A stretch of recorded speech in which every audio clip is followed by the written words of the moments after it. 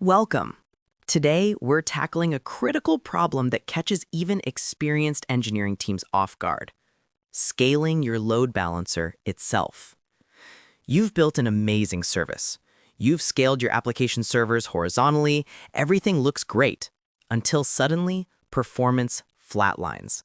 Your monitoring shows all your app servers are healthy with plenty of capacity, but users are experiencing slowdowns. The hidden culprit? Your load balancer is maxed out at 100% CPU, creating an invisible traffic jam before requests even reach your application.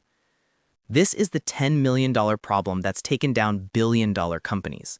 And today, you're going to learn exactly how to solve it with 3 battle-tested patterns used by Netflix, GitHub, and AWS. The hidden single point of failure.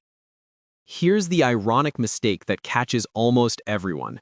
You did everything right. You started with 1 server, then scaled to 10 servers, then 100 servers. Your application layer can scale infinitely. Just keep adding more instances. But look at this architecture diagram.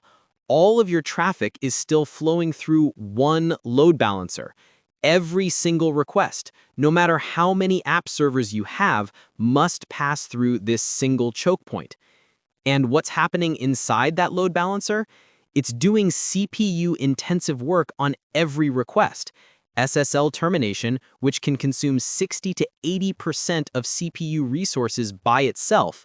Then HTTP parsing, header inspection, routing decisions, health checks, and logging. Eventually, no matter how many application servers you add, the load balancer becomes saturated. It's like having a 1,000-lane highway that funnels into a single toll booth. Real-world example? In July 2020, Cloudflare experienced a major outage. The root cause? A configuration issue in their load balancing layer.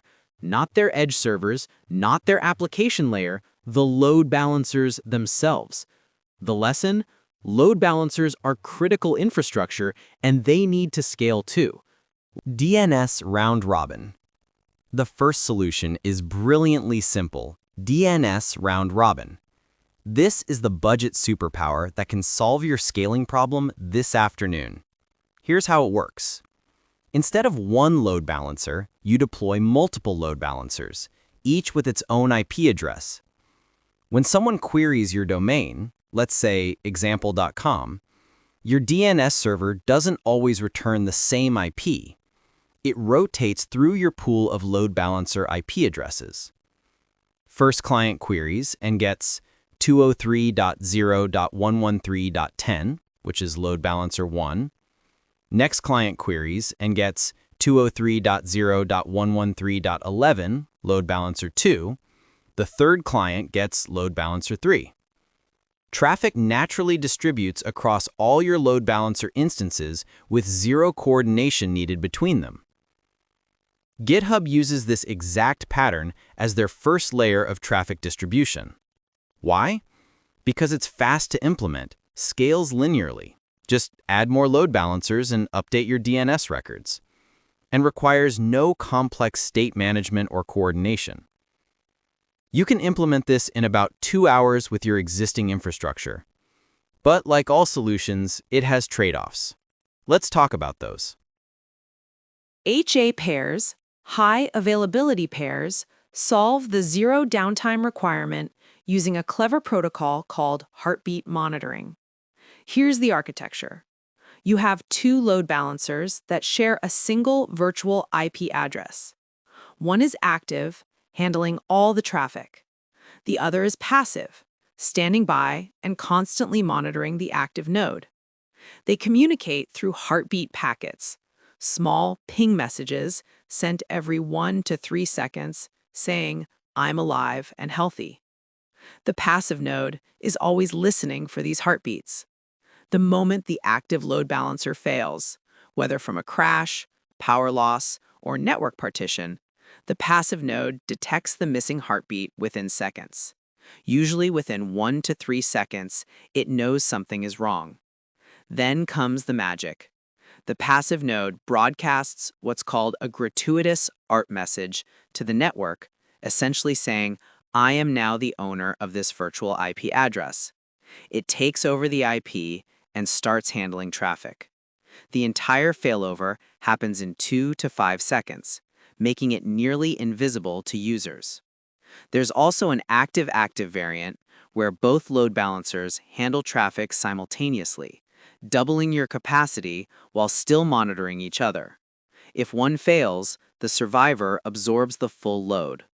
This gives you 99.99% uptime, about 52 minutes of downtime per year maximum. The limitation? You're still constrained by the capacity of 1 or 2 nodes. This solves availability beautifully, but what about massive scale? That's where hierarchical architecture comes in. L4 plus L7 hierarchy.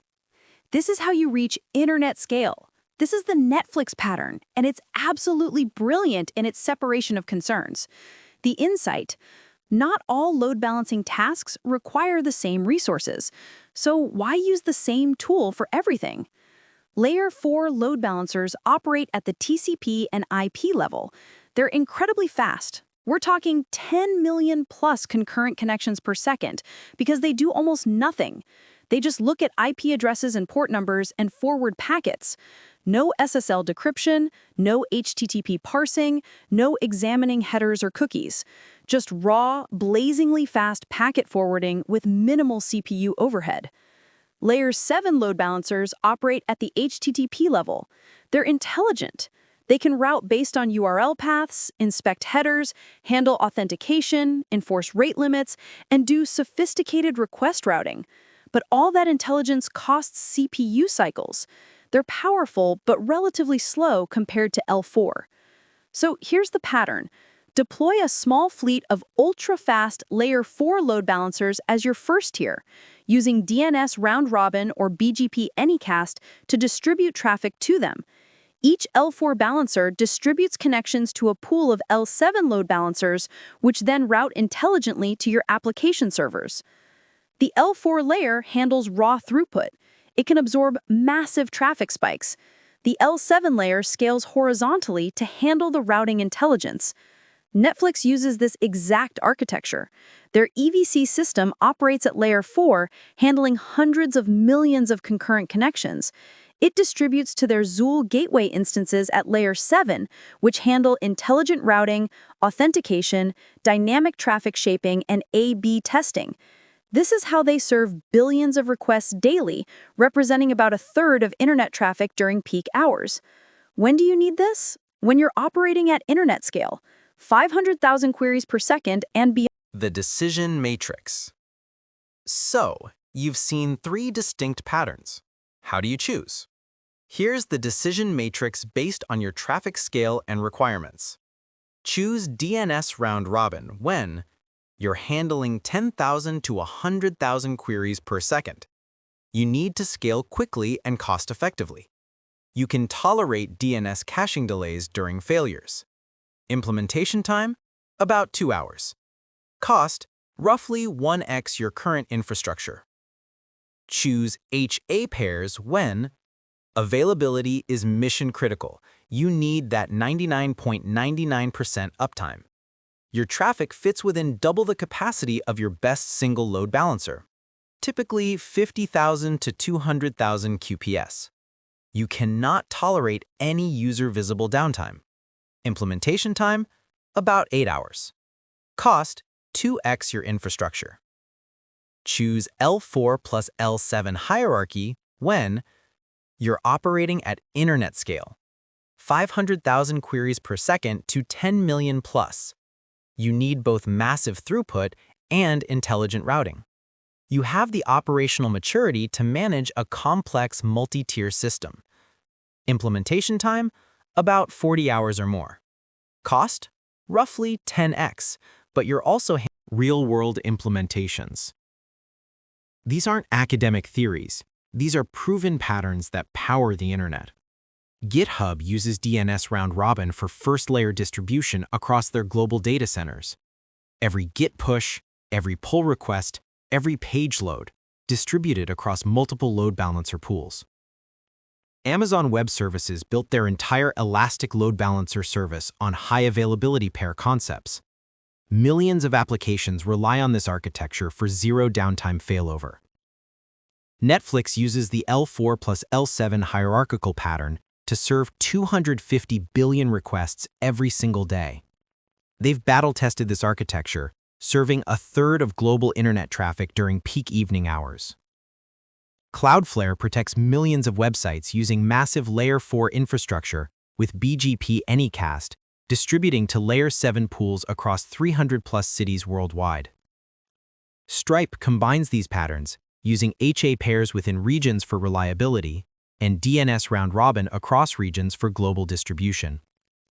They process hundreds of billions of dollars in payments with this architecture. The best part? You don't need Netflix's budget to use Netflix's architecture. These patterns work with open-source tools like HA Proxy and Nginx. The same proven patterns, accessible to Your implementation roadmap. Here's your path forward, broken into achievable milestones. Week 1, start simple. Implement DNS round-robin using your existing load balancers. 2 hours of work gets you immediate horizontal scaling capability. Test and staging first, then roll out to production during a low-traffic window. Week 2 to 3, test and monitor. Simulate failures in your staging environment. Pull the power on one load balancer and verify traffic continues flowing. Monitor 4 key metrics. Queries per second tells you scale. CPU percentage shows you approaching limits. Error rates catch problems. Latency percentiles at P95 and P99 reveal user experience. Month 2 to 3. Graduate to HA pairs. When your business requires 5 nines uptime guarantees, when every minute of downtime costs real money, implement high availability pairs. Test failover scenarios thoroughly. Verify that heartbeat monitoring works correctly. Month 6 and beyond. Consider L4 plus L7. When you're approaching or sustaining 500,000 queries per second, start planning your hierarchical architecture. Key takeaways. Let's crystallize the essential lessons. Number 1, your load balancer will become the bottleneck. This isn't a matter of if, it's when. Plan for it proactively, before you're drowning in incident channels at 3 a.m. Number 2, you have 3 proven patterns for 3 different scales. DNS round-robin for simplicity, HA pairs for reliability, L4 plus L7 hierarchy for massive scale. Each has specific use cases. Number 3, choose based on 3 factors: your traffic scale, your availability requirements, and your team's operational complexity tolerance. Be honest about all 3. Number 4, real companies, Netflix, GitHub, AWS, Cloudflare, Stripe, use these exact patterns to handle billions of requests. These are proven production-grade solutions. Number 5, scale in stages. Implement, test thoroughly, monitor continuously. Let your metrics tell you when it's time to evolve to the next tier. Remember, over-engineering costs money, under-engineering costs uptime. The sweet spot